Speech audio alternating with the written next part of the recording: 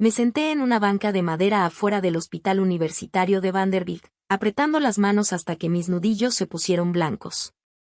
El aire primaveral traía consigo el dulce aroma de los árboles de cornejo en flor, y la luz del sol brillaba sobre la fachada de cristal del hospital. Pero nada de eso me tocaba. Mi esposo, Daniel Carter, estaba en la unidad de cuidados intensivos, detrás de esos muros, luchando por su vida contra un enemigo que jamás vimos venir. La gente pasaba a mi alrededor, sus conversaciones eran suaves, normales, y por un momento deseé ser como ellos, solo otra mujer disfrutando de una tarde cálida, riéndose sobre dónde cenar o qué sembrar en su jardín. Pero yo ya no era esa mujer. Mi mundo se había reducido a una habitación de hospital y al sonido constante de las máquinas médicas. Daniel solía ser imparable. Era de esos hombres que trabajaban 12 horas al día construyendo muebles a medida, y aún así llegaba a casa con energía para preparar la cena y preguntarme cómo me había ido. Tenía esa sonrisa que te hacía creer que todo iba a estar bien, incluso cuando la vida pesaba. Él era mi refugio, mi base firme. Y ahora, viéndolo apagarse, me sentía como si estuviera parada sobre arena movediza. Hace 6 meses creíamos que teníamos toda una vida por delante.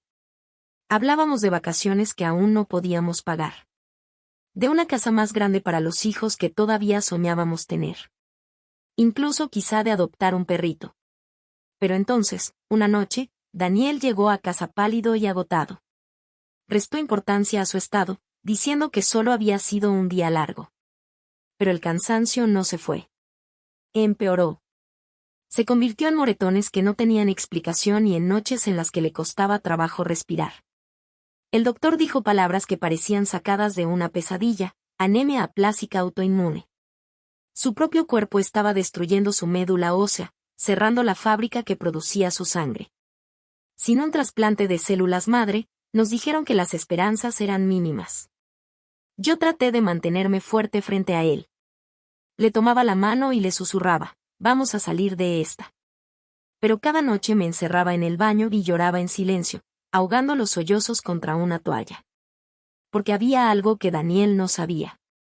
Él no tenía familia. Creció en hogares de acogida, sin conocer nunca a sus padres, sin saber siquiera si tenía hermanos o hermanas. Y sin parientes cercanos, las posibilidades de encontrar un donante compatible eran casi nulas. Nos registramos en la Base Nacional de Donadores, pero los médicos fueron francos: la espera podía tomar meses, incluso años, y Daniel no tenía ese tiempo. Hoy en la mañana, su médico me apartó a un lado. Lo que me dijo me rompió el alma. Emily, se nos están acabando las opciones. Si no encontramos pronto un donante compatible. Y ya no terminó la frase. No tenía que decirlo. Yo ya sabía lo que significaba. Me quedé sentada ahí, con las lágrimas corriendo por mis mejillas, sintiéndome completamente inútil. Soy enfermera. He dedicado mi vida a ayudar a otros a sanar. Y aún así, no podía salvar al hombre que más amaba. Pensé en la vida que habíamos construido juntos. Nuestra casita de madera en las afueras de Nashville. La mecedora que me hizo para nuestro primer aniversario. La nota que escribió, que enmarqué y que todavía cuelga junto a la puerta de la cocina: eres mi siempre. Solo imaginar perderlo era insoportable, y, sin embargo, en lo más profundo de mí, una voz susurraba que tal vez tenía que empezar a prepararme para ello. Me odié por siquiera pensar en eso. Pero el dolor ya comenzaba a enredar sus dedos fríos alrededor de mi corazón. Y entonces, como si el mundo no fuera ya lo suficientemente cruel, escuché algo. Una conversación que lo cambiaría todo. Conocí a Daniel una noche en la que la vida se sentía ligera, común. Mucho antes de que los hospitales y los expedientes médicos se apoderaran de nuestros días. Acababa de terminar mi examen final en la escuela de enfermería. Estaba exhausta, pero libre. Y mis amigas me arrastraron a un pequeño café en el centro de Nashville. No era nada elegante, solo un viejo edificio de ladrillo con pisos de madera desgastados y un aroma a café tostado que se impregnaba en todo. Lo recuerdo entrando como si fuera ayer. Llevaba una bolsa de papel con cosas de la ferretería local, sus jeans llenos de polvo por el trabajo, y esa tranquilidad en su manera de estar, una confianza serena que te obligaba a mirarlo 2 veces. Sonrió con timidez cuando nuestras miradas se cruzaron y me preguntó si el asiento frente al mío estaba ocupado. Esa noche hablamos durante 2 horas, de todo y de nada. Como le encantaba construir muebles. Yo le contaba que quería trabajar en pediatría. Los dos odiábamos las aceitunas, pero nos fascinaba el zapatero de durazno. Cuando se reía, lo hacía de verdad, se le arrugaban las comisuras de los ojos y algo dentro de mí simplemente supo que él era. Desde aquella noche, Daniel se volvió una constante en mi vida.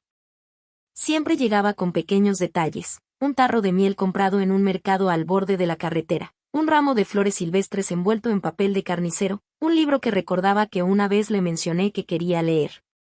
Tenía esa forma de volverlo cotidiano en algo especial. 2 años después, estábamos bajo un roble viejo, diciéndonos nuestros votos frente a familia y amigos. Yo llevaba los aretes de perlas de mi mamá, y Daniel lloró sin intentar ocultarlo cuando me vio caminar hacia él. No era el tipo de hombre que escondía sus emociones. Creía en amar con todo el corazón, sin miedo ni reservas. Nos mudamos a una casita de madera en las afueras de la ciudad. Daniel insistió en que él solo podía arreglarla, y así lo hizo. Pasaba los fines de semana lijando pisos, construyendo repisas, e incluso me hizo una mecedora como regalo de aniversario. Esa silla aún está en nuestro porche, testigo callado de tantas tardes donde nos mecíamos lado a lado, viendo a las luciérnagas bailar al atardecer de Tennessee. La vida se sentía completa, aunque no fuera perfecta. Solo nos faltaban los hijos. Empezamos a intentarlo poco después de casarnos, pensando que sería fácil, como parecía serlo para todos a nuestro alrededor. Pero mes tras mes, nada cambiaba.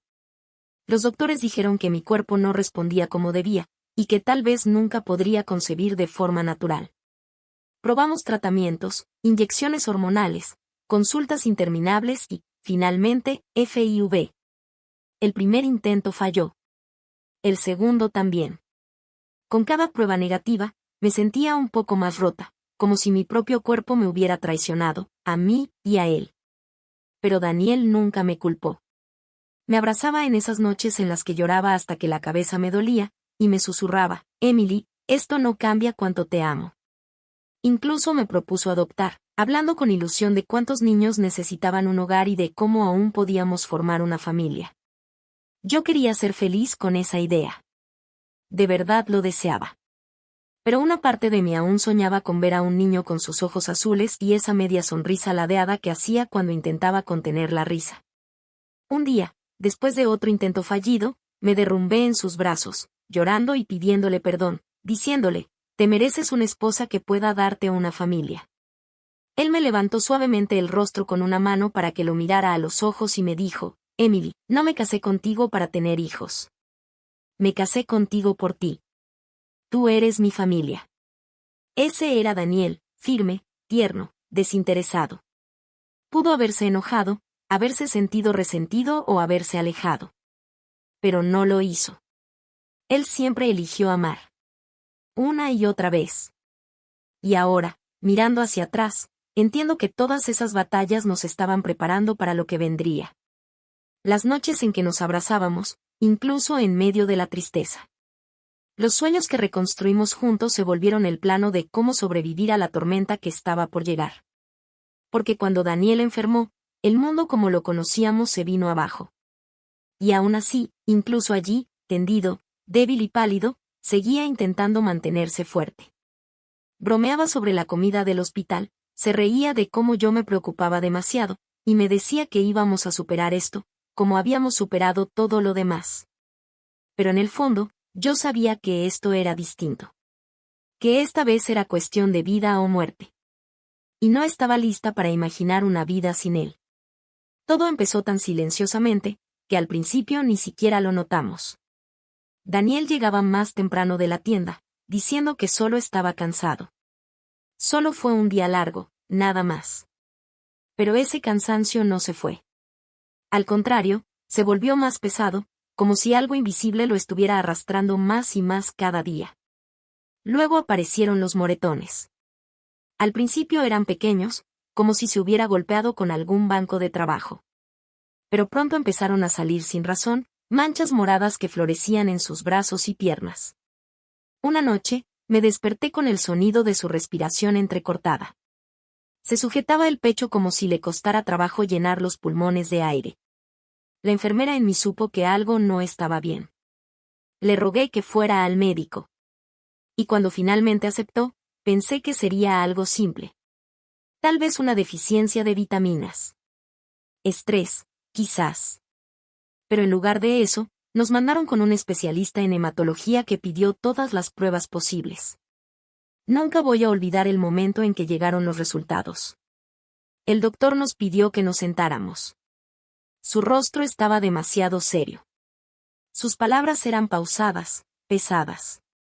Daniel, tienes anemia aplásica, dijo el doctor. Es poco común y, en tu caso, es grave. Tu médula ósea está dejando de funcionar. Sentí como si me arrancaran el aire del pecho. Daniel solo asintió, tranquilo como siempre, y preguntó: ¿qué tenemos que hacer? La respuesta fue clara y devastadora. Necesita un trasplante de médula ósea. Sin él, su cuerpo no puede producir células sanguíneas. Pero el procedimiento requiere un donador compatible, idealmente un hermano o un familiar cercano. Recuerdo haber volteado a ver a Daniel, en silencio, esperando rogando que dijera que tenía a alguien. Pero yo ya sabía que no. Daniel había crecido en casas hogar, de una familia temporal a otra, sin conocer jamás a sus padres ni saber si tenía hermanos. No había árbol genealógico al cual acudir. No había a quien llamar. Nos inscribimos de inmediato en el Registro Nacional de Donadores, pero los médicos fueron sinceros. Podía pasar meses, tal vez más, antes de encontrar a un extraño compatible. Y Daniel no tenía ese tiempo. La enfermedad avanzó con rapidez. Su piel se volvió pálida, y sus manos, que antes eran firmes y fuertes, ahora temblaban cuando intentaba levantar una taza. El mismo hombre que se quedaba hasta la medianoche construyendo muebles ahora apenas podía cruzar la sala caminando. Aún así, trataba de protegerme. Hacía bromas sobre las batas del hospital, sobre cómo siempre había querido probar el look calvo, ahora que se le caía el cabello por la medicina.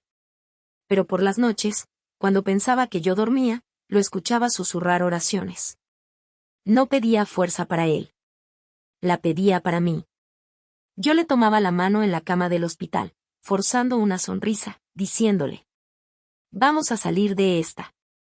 Pero por dentro, estaba muerta de miedo. Miedo de perderlo. Miedo de despertar en una casa vacía. Miedo de enfrentar una vida que nunca imaginé vivir sin él. Una tarde, después de otra ronda de transfusiones, el doctor me pidió hablar a solas. Su voz era suave, pero tenía un peso que me aplastó. Emily, se nos están acabando las opciones. Si no aparece un donador compatible muy pronto, me temo que no queda mucho tiempo. Asentí, incapaz de responder, sintiendo como las lágrimas me ardían detrás de los ojos. Yo había visto la muerte antes. Si eres enfermera, la ves más seguido que la mayoría. Pero nada me había preparado para la idea de perder a Daniel. Salí al patio del hospital, desesperada por tomar aire, desesperada por cualquier cosa que me ayudara a no derrumbarme. Fue entonces cuando los escuché. 2 empleados del hospital estaban tomando un descanso cerca, platicando casualmente, sin darse cuenta de que yo podía oírlos. ¿Conoces al tipo que está en terapia intensiva, Carter?, dijo uno. Se parece muchísimo a un cuate que vive en Pine Hollow.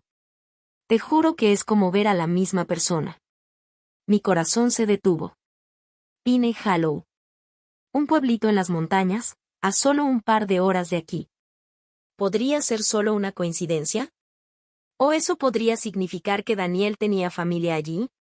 ¿Alguien que quizá fuera compatible? Por primera vez en semanas, sentí algo que no me había permitido sentir: esperanza. Frágil, temblorosa, pero esperanza al fin.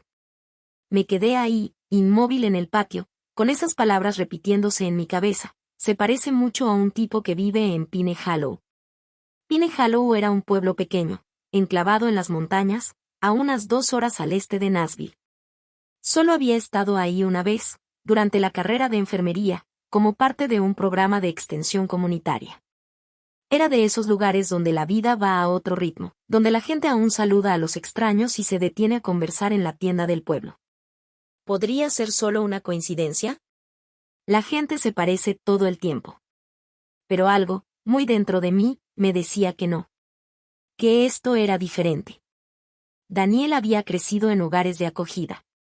Fue abandonado al nacer, sin una sola pista sobre su familia. Pasó años preguntándose si habría alguien allá afuera con sus mismos ojos, con esa sonrisa medio torcida que solo él tenía, alguien con quien realmente compartiera sangre. Recuerdo la vez que casi intentó buscarlos. Estábamos sentados en el porche, una noche cálida de verano, cuando me dijo: a veces pienso en buscarlos. Pero, ¿y si no me quisieron entonces? ¿Por qué me querrían ahora? Su voz tenía un dolor callado, uno que yo no sabía cómo consolar. Así que guardó ese pensamiento en lo más profundo de su alma, y se enfocó en construir una vida a mi lado, eligiendo creer que la familia se forma con amor y no necesariamente con sangre.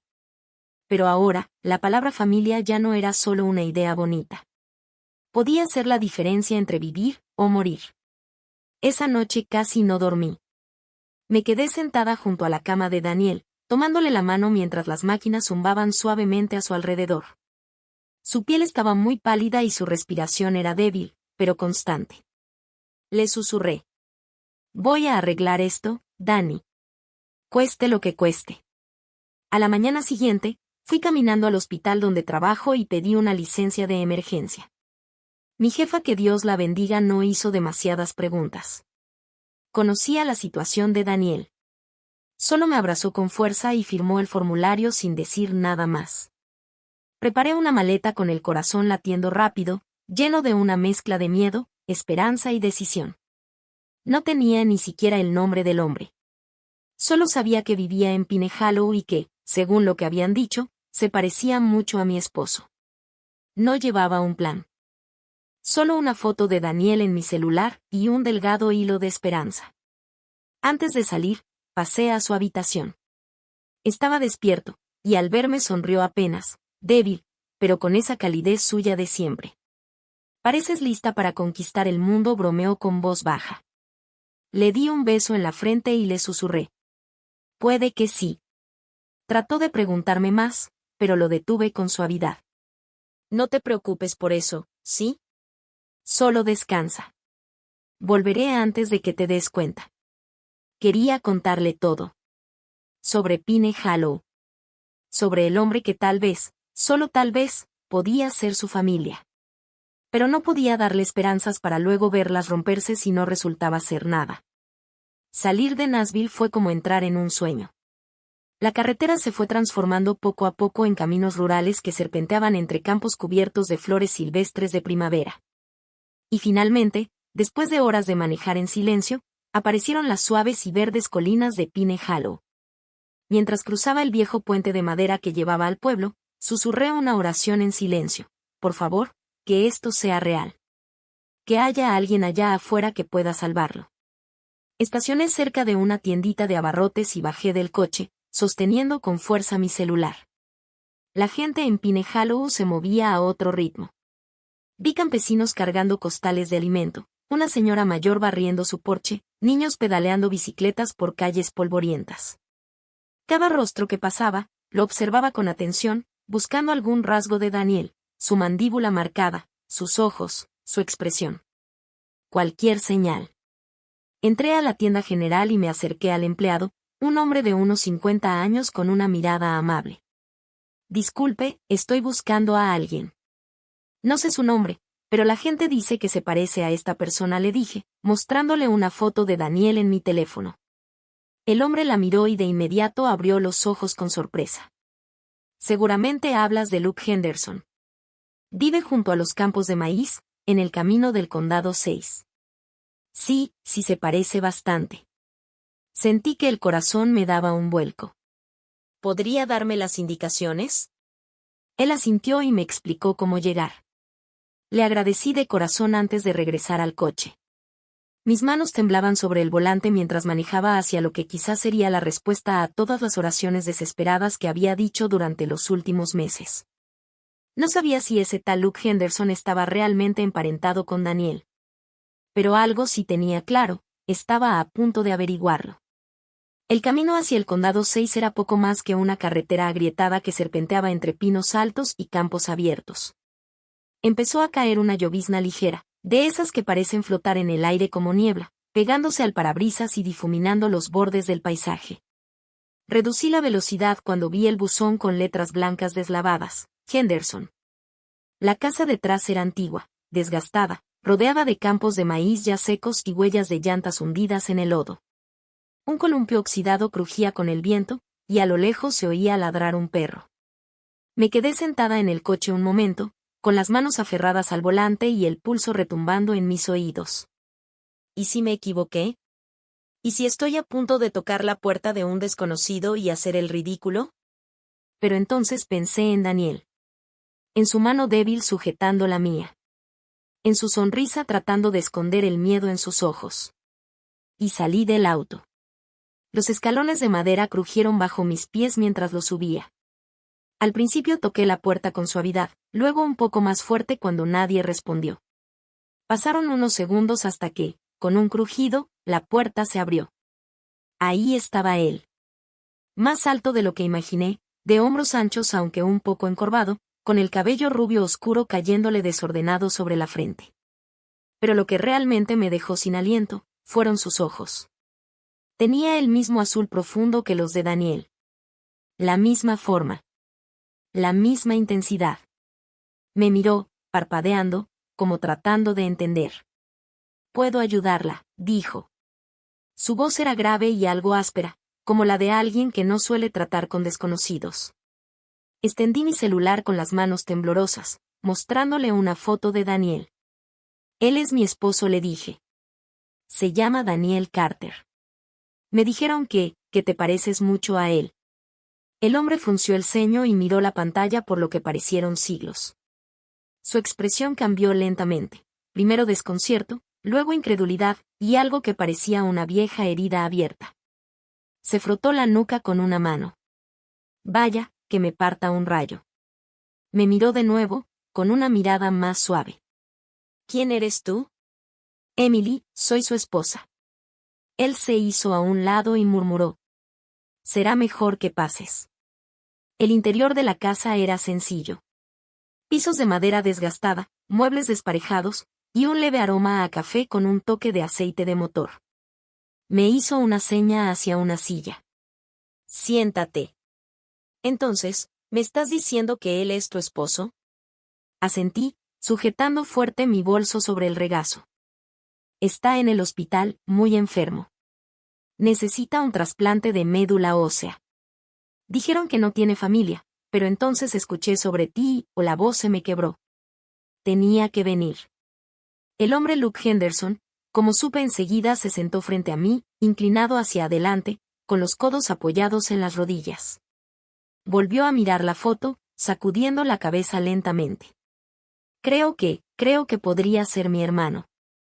Esas palabras me golpearon tan fuerte que por un momento sentí que no podía respirar. «¿Tu hermano?», pregunté, apenas en un susurro. Luke asintió despacio. «Nuestra mamá, para serte sincero, no era muy buena. Tuvo varios hijos, casi todos de diferentes papás.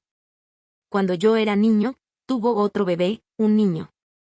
Me acuerdo que dijo que no se lo iba a quedar. Firmó unos papeles en el hospital y lo dejó ahí». Bajó la mirada. Yo era muy pequeño, no podía hacer nada, pero nunca lo olvidé. Siempre me pregunté qué fue de él. Se cubrió el rostro con ambas manos, y su voz se quebró. Ni siquiera supe su nombre hasta ahora. Sentí las lágrimas subir a mis ojos. Daniel ha pasado toda su vida buscando una familia. Creyó que estaba completamente solo. La mandíbula de Luke se tensó. De pronto, se puso de pie de golpe. «Lo haré. El trasplante. No tengo que pensarlo. Tú lo harías también». Me miró con firmeza. «Es mi hermano.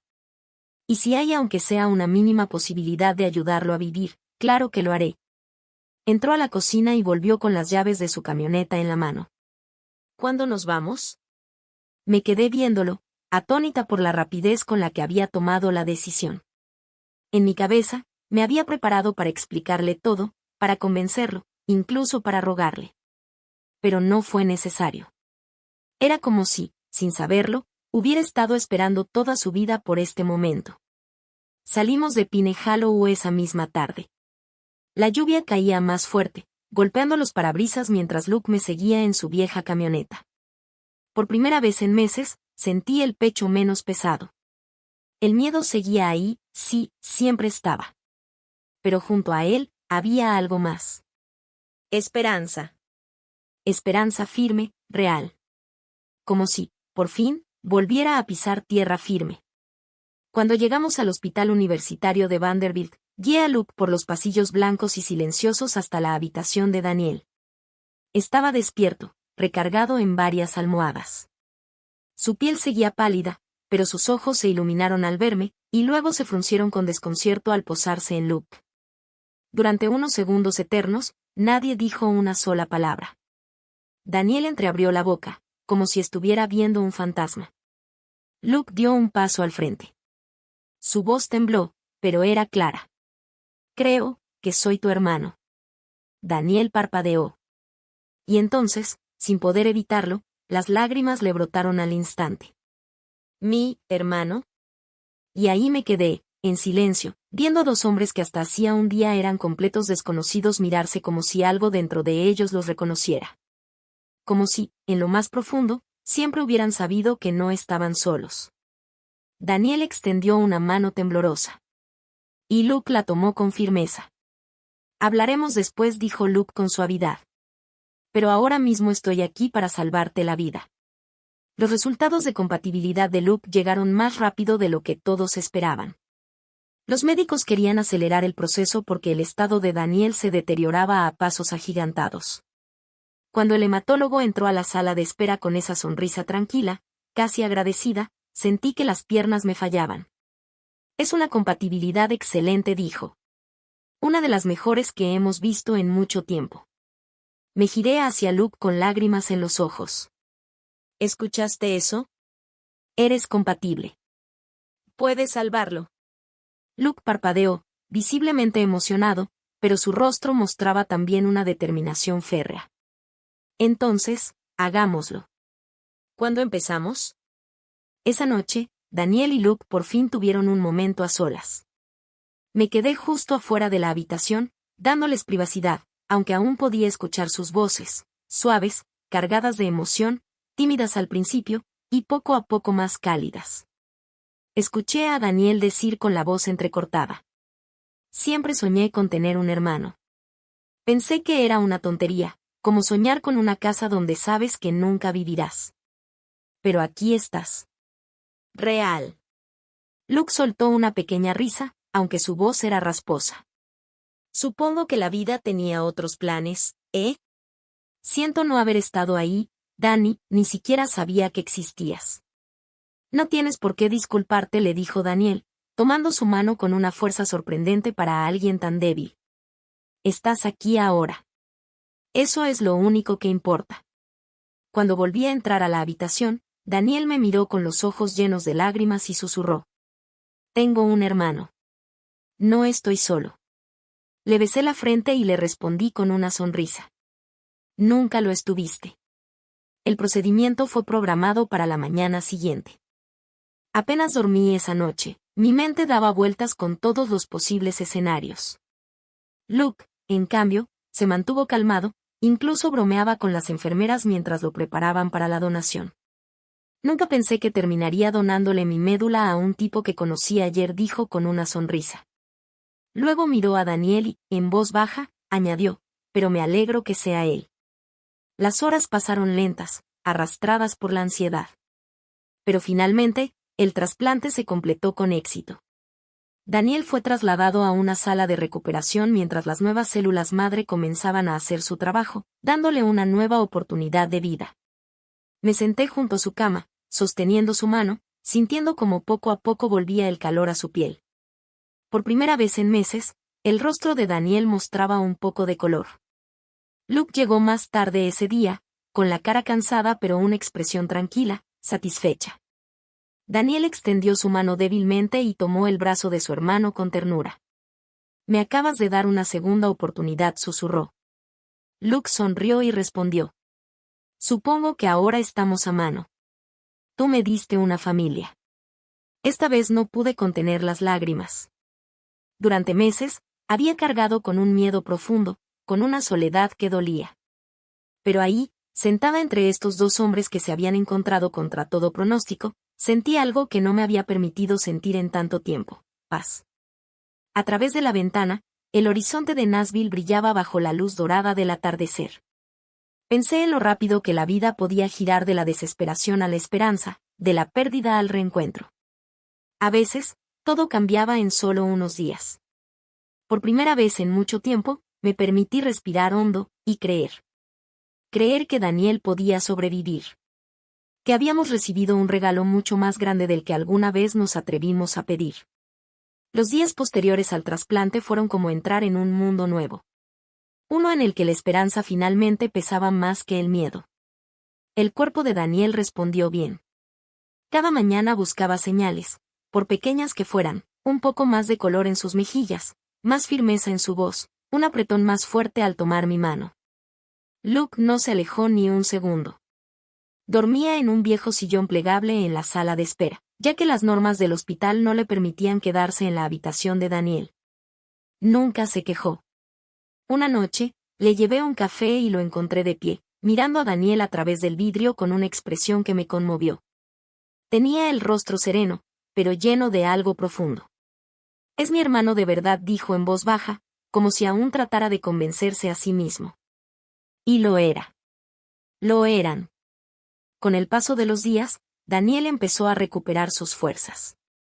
Una fresca tarde de otoño, dio sus primeros pasos al aire libre desde el trasplante. Caminé a su lado, mientras él avanzaba con cuidado por el sendero del jardín del hospital.